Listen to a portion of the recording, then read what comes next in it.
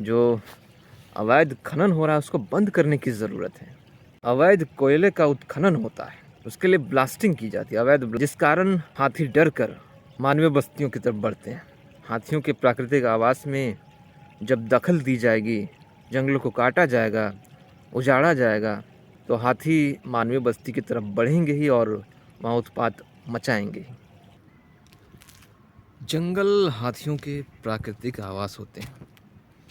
जंगल में ही उनका रहना, उनका खाना, उनका प्रजनन, सारी चीज़ें जंगल में ही उनकी।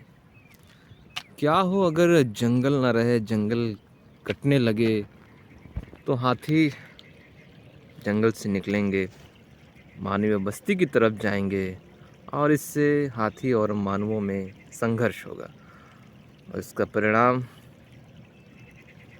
मानव हारेंगे, अपने जान से हारेंगे। तो बोकारो के गोमिया में कुछ दिनों से हाथियों का उत्पात, हाथियों का आक्रमण बढ़ा हुआ है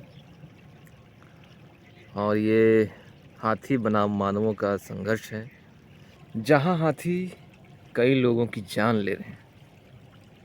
अभी कल परसों की ही घटना है, गोमिया प्रखंड के महुआ टांड थाना अंतर्गत गांगपुर गांव में कुछ हाथियों के झुंड ने एक दादा और उसके पोते, 4 वर्षीय पोते को कुचल कर मार डाला। उससे पहले महुआ टांड थाना अंतर्गत ही बड़की पुन्नू में 1-2 दिन पहले ही 3 बुजुर्गों को कुचल कर मार डाला था। तो हाथी और मानवों की टक्कर में पराजय मानवों की होती है। सवाल ये कि हाथी मानवीय बस्तियों की तरफ क्यों बढ़ते हैं? तो कुछ गांव वालों से बात करने पर ये पता चला कि ये हमले उस वक्त हुए जब गांव में बिजली नहीं थी, जब गांव पूरा अंधेरे में डूबा हुआ था, गांव के लोग सोए हुए थे। उस वक्त हाथियों ने हमला किया, लोगों को संभलने का मौका तक नहीं मिला। उसके बाद ग्रामीणों ने यह आरोप लगाया कि रजरप्पा के जंगलों में, दूध मटिया वाले इलाके में, वहाँ से अवैध कोयले की निकासी होती है, अवैध कोयले का उत्खनन होता है, किया जाता है और उसके लिए ब्लास्टिंग की जाती है, अवैध ब्लास्टिंग की जाती है, जिस कारण हाथी डर कर मानवीय बस्तियों की तरफ बढ़ते हैं। जाहिर सी बात है, हाथियों के प्राकृतिक आवास में जब दखल दी जाएगी, जंगलों को काटा जाएगा, उजाड़ा जाएगा, तो हाथी मानवीय बस्ती की तरफ बढ़ेंगे ही और वहाँ उत्पात मचाएंगे ही। तो जिम्मेदार कौन है इन सारी चीज़ों का? जंगलों को काटा जा रहा है, अवैध उत्खनन किया जा रहा है और उसके कारण हाथी मानवीय बस्तियों की तरफ बढ़ रहे हैं, वहाँ लोगों की जानें जा रही हैं। दुखद है, एक मासूम 4 साल के बच्चे की जान चली गई उस हाथियों के हमले में। प्रशासन को, जनप्रतिनिधियों को इन चीज़ों के बारे में फ़िक्र ही नहीं है।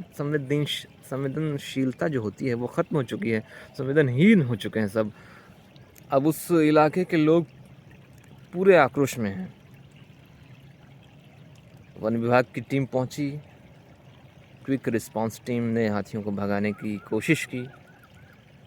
कुछ घायल जो हुए थे उनका इलाज भी है, जारी है और सरकार ने 4-4 लाख रुपए मृतकों के परिजन को देने की घोषणा की है। घायलों का इलाज बेहतर तरीके से कराया जाएगा। ये सारी चीज़ें, स्थिति बनी क्यों और उसका निदान क्या है, कारण क्या है और इसका निदान क्या है, इस पर ध्यान देने की अब ज़रूरत है। जो अवैध खनन हो रहा है उसको बंद करने की ज़रूरत है। शासन, प्रशासन, जनप्रतिनिधियों के माध्यम से ही यह किया जा सकता है।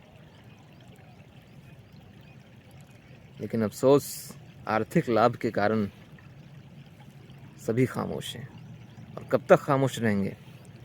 ये जानें बहुत कीमती हैं, मासूम बच्चों की जान।